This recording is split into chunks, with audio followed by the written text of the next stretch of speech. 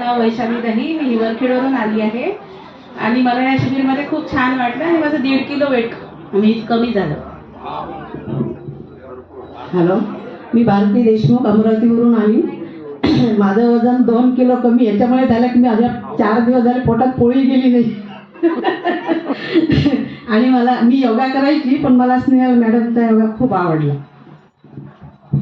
मी चित्रा नक्षिने काटोलवरून आली आहे. माझं हे दुसरं शिबिर आहे. पहिल्या शिबिरमध्ये मला खूप त्रास होता आणि इतकी मानसिक स्थिती माझी बेकार झाली होती की मी तुम्हाला सांगू शकत नाही. अक्षरशः मला ते सांगताना सुद्धा रड येते आणि आज खूप मी छान झाली. मी सुनीता डेहनकर अमरावतीवरून आली आहे. माझं हे फर्स्ट शिबिर आहे. ॲक्च्युली यापूर्वीच्या शिबिरसाठी माझी मैत्रीण सुनंदाताई खुशेंनी खूप आग्रह केला, पण मी आली नाही आणि काय तर सुटी नाही आहे बा. आणि याही शिबिराला की ताई येणार नाही, पण माझ्या ताईने लहान बहिणीला सांगितलं की ताईला घेऊनच यायचं आहे तुला. मग नीता आणि जयंतराव यांच्यासोबत मी शिबिराला आली. ॲक्च्युली माझ्या डोक्यात होतं की मला BP, शुगर, कोलेस्ट्रॉलच्या गोळ्या चालू आहेत, की आपल्याला शुगरची गोळी बंद करायची आहे. मी खूप सारे व्हिडिओ पाहिले, पण डॉक्टर म्हणतात की तुम्ही जर शुगरची गोळी घेतली नाही तर इंटरनल ऑर्गन डॅमेज होणार.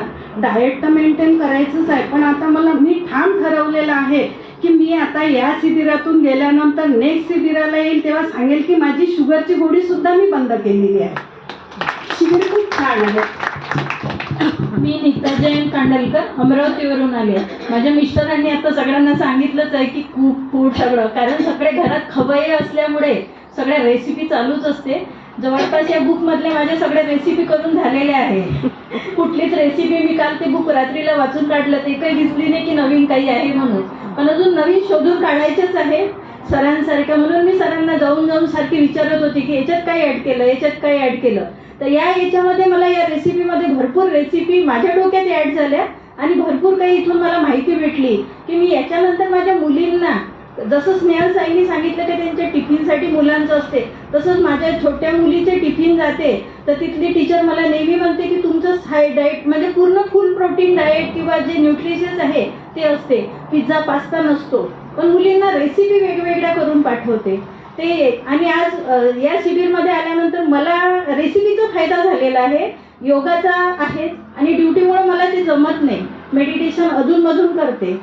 तर आता ते मी ठाण केलेलं आहे की आजपासून म्हणजे घरी गेल्यावरही की मी मेडिटेशन डेली करेन. हे मी ताईने सांगितल्यानंतर स्नेहल ताई जेव्हा बोलले की तुम्ही काय ठरवलं, तेव्हा मी हे एक पॉईंट ठरवलेलं आहे की करणार. कारण माझ्या मिस्टरांचा खूप आग्रह आहे की मी मेडिटेशनला बसायलाच पाहिजे त्याच्यामुळे. आणि दुसरी गोष्ट, कालपर्यंत आपल्या इथल्या बाथरूममध्ये थोडीही स्मेल नव्हती, पण आज असं निदर्शनास आलं की लोकांना असं वाटतंय की आता आपल्याला जायचंच आहे.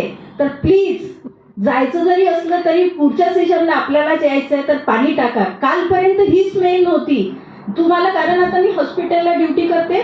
माझं हे ऑब्झर्वेशन आहे की तुम्ही काय केल्यानंतर काय होते. आज जो कोणी जात आहे तो ती गंदगी साफ करण्याच्या मूडमध्ये नाही. म्हणून प्लीज असं करू नका. पुढच्या सेशनला आपल्याला इथे यायचं आहे आणि हे स्वच्छ ठेवायचं आहे. म्हणून जाताना सुद्धा सगळी साफसफाई करूनच जा.